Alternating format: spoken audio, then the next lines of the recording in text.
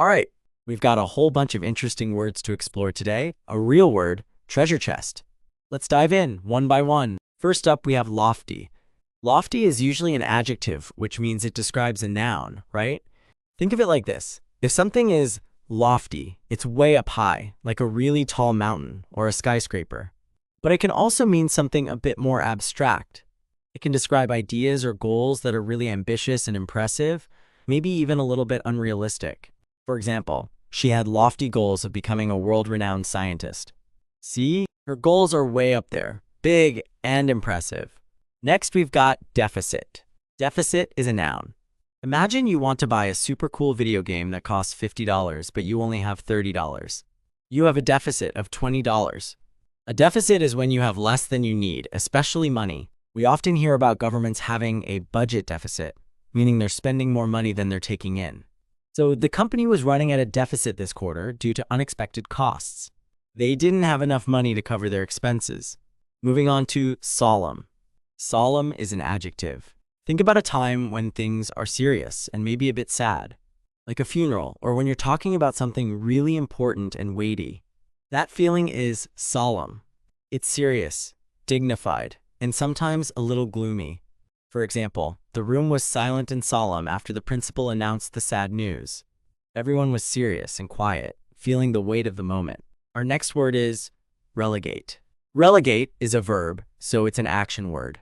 Imagine you're playing a game and you're really good at it. But then, for some reason, the coach decides to move you to the bench, like make you less important in the game. That's kind of like being relegated. It means to push someone or something down to a lower position, or to make them less important. After his injury, the star player was relegated to a less active role on the team. He went from being the main player to a less important one. Okay, next we have respective. Respective is an adjective. This one's about things being separate but related to each individual. Let's say I give homework to two students, Sarah and Tom. I might say, Sarah and Tom handed in their respective assignments. Respective here means Sarah handed in her assignment and Tom handed in his assignment, each person to their own. The students went to their respective classrooms after the assembly. Each student went to their own assigned classroom. Then we have complexion. Complexion is a noun. Most often, we use it to talk about the natural color and appearance of someone's skin, especially on their face. Like you might say someone has a fair complexion or a dark complexion. She had a pale complexion, suggesting she wasn't feeling well. Her skin color was light, showing she might be sick. Next up, hypocrisy. Hypocrisy is a noun. Imagine someone who tells you to always be honest, but then you catch them telling a big lie themselves. That's hypocrisy. It's when someone pretends to believe in something or act in a certain way, but they actually do the opposite. It's like saying one thing and doing another.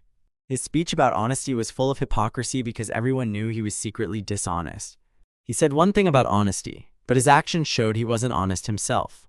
Now we have carnal. Carnal is usually an adjective. This one's a bit of an older-fashioned word, and it often refers to things relating to physical desires and the body, especially sexual desires. Think of it as the opposite of spiritual or intellectual. The novel was criticized for its carnal descriptions. It means the book described physical and especially sexual things in detail. Moving on to beneficiary. Beneficiary is a noun. Think about winning a prize, or maybe someone leaving you something in their will. The beneficiary is the person who receives the benefit, the good stuff. She was the beneficiary of her grandfather's will, inheriting his house and savings. She got the good stuff, the house and savings from the will. Next, we have upstanding. Upstanding is an adjective. This describes someone who is really honest, moral, and respectable. Someone you can trust and look up to. He was known in the community as an upstanding citizen. People knew him as a good, honest, and respectable person. Okay, on to repartee. Repartee is a noun. This is all about quick, witty, and clever replies in a conversation. Think of it like a verbal tennis match where people are hitting funny and smart remarks back and forth quickly. Their dinner conversation was full of witty repartee, making everyone laugh. They were exchanging clever and funny remarks back and forth. Then we have hierarchy. Hierarchy is a noun. Think about a company or an organization.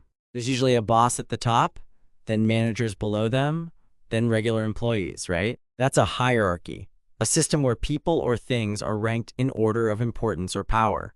The military has a strict hierarchy with clear ranks from private to general. There's a clear order of power in the military. Our next word is evoke. Evoke is a verb. Imagine a song that makes you feel really happy, or a smell that reminds you of your grandma's house. That song or that smell evokes those feelings or memories. It means to bring a feeling, memory, or image to mind. The old photograph evoked feelings of nostalgia for her childhood. The photo made her remember and feel her childhood memories. Then we have incoherent. Incoherent is an adjective. Imagine someone trying to explain something, but they're mumbling, jumping from topic to topic, and it just doesn't make any sense. Their speech is incoherent. It means not clear or understandable, rambling, and confusing. After the accident, he was shaken, and his speech was incoherent. He was too upset and confused to speak clearly. Next up, exasperated. Exasperated is an adjective, and sometimes a verb if you say to exasperate. Think about when you've explained something to someone 5 times, and they still don't get it, and you're starting to get really annoyed and frustrated. That's exasperated.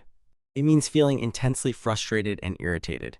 She was exasperated by his constant interruptions. She was really annoyed by him interrupting her all the time. Then we have interject. Interject is a verb. Imagine someone is telling a story, and you suddenly jump in with a comment or question, interrupting them slightly. That's interjecting. It means to say something that interrupts what someone else is saying.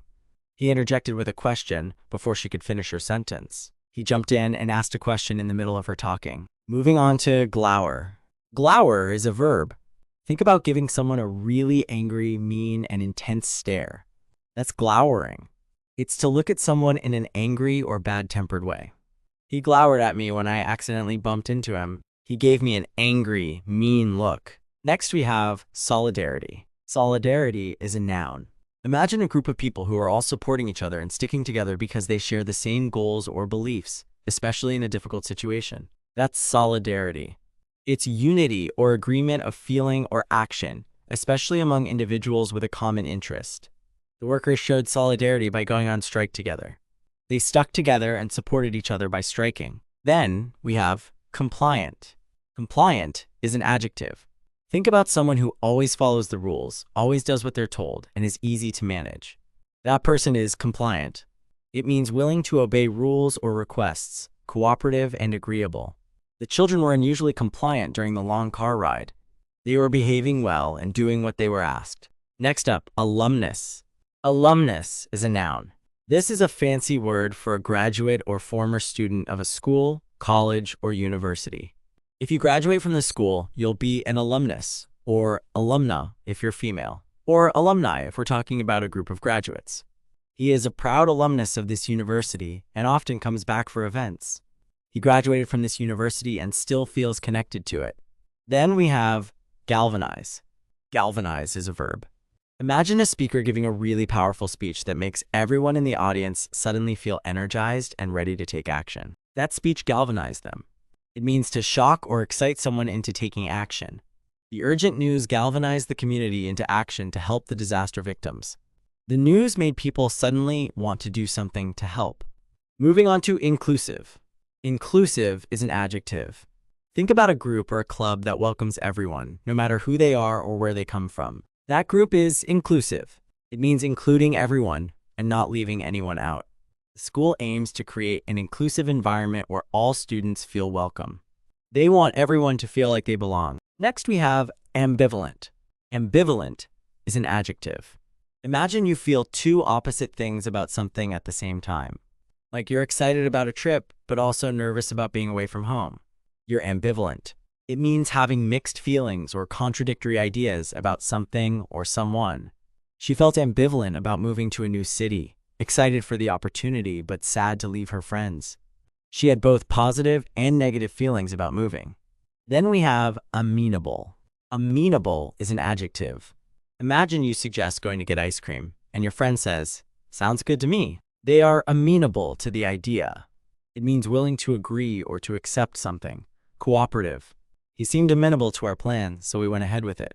He was happy to agree to our plan. Next word is unnerve. Unnerve is a verb. Think about something that makes you suddenly lose your confidence or feel anxious and uneasy. That thing unnerves you. It means to make someone lose courage or confidence, to fluster or agitate. The loud noise suddenly unnerved her and she forgot her lines. The noise made her nervous and she lost her confidence. Then we have dystopian. Dystopian is an adjective.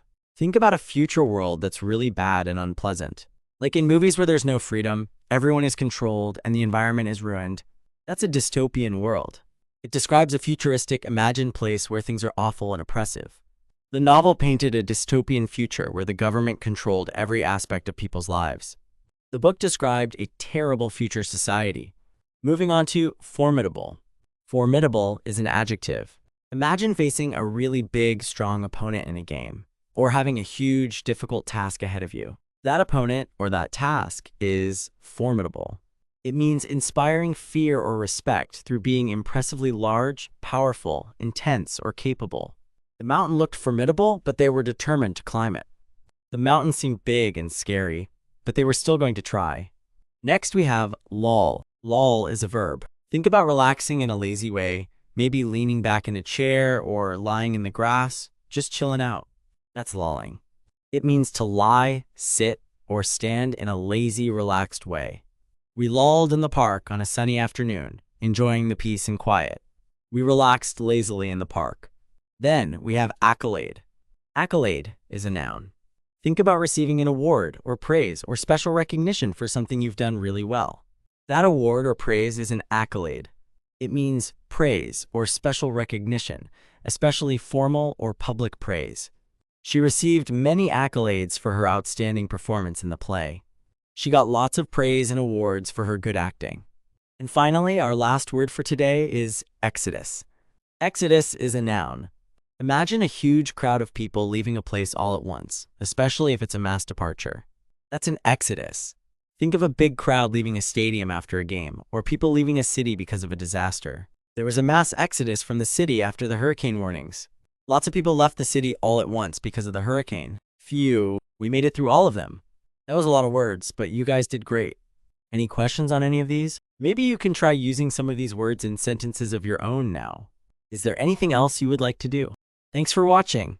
If you haven't subscribed to my channel yet, please do so now. Love you all.